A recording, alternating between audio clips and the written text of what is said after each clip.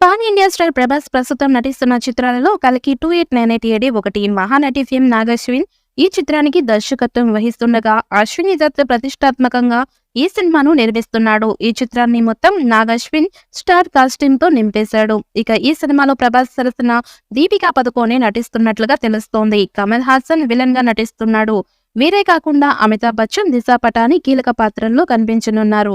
ఇప్పటికే ఈ చిత్రం నుంచి రిలీజ్ అయిన పోస్టర్స్ ప్రేక్షకులని విశేషంగా ఆకట్టుకున్నాయి. ఇక గత 2 రోజుల క్రితం సాంగ్ షూట్ కోసం చిత్ర బృందం ఇటలీకి వెళ్లిన విషయం తెలిసిందే. ఈ సినిమాపై అభిమానులు ఎన్ని అంచనాలు పెట్టుకున్నారో ప్రత్యేకంగా చెప్పాల్సిన అవసరం లేదు. సైన్స్ ఫిక్షన్స్ కథ నేపథ్యంలో ఈ మూవీ తెరకెక్కుతోంది.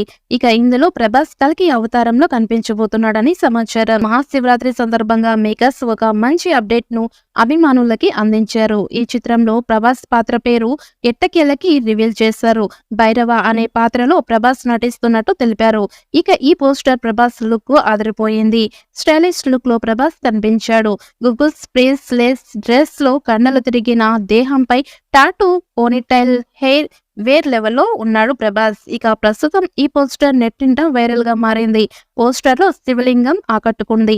ఇక దీంతో మూవీలోని ప్రభాస్ పాత్ర ఏంటో తెలిసిపోనుందని ఫ్యాన్స్ కామెంట్ చేస్తున్నారు. ఇక కల్కి సినిమా మే 9వ తేదీన రిలీజ్ కాబోతోంది. ప్రభాస్ సరసన దీపికా పదుకోనే హీరోయిన్ గా నటిస్తోంది. సంతోష్ నారాయణన్ సంగీతం అందిస్తున్న ఈ చిత్రంలో అమితాబ్ బచ్చన్, కమల్ హాసన్ లు కీలక పాత్రల్లో కనిపించబోతున్నారు.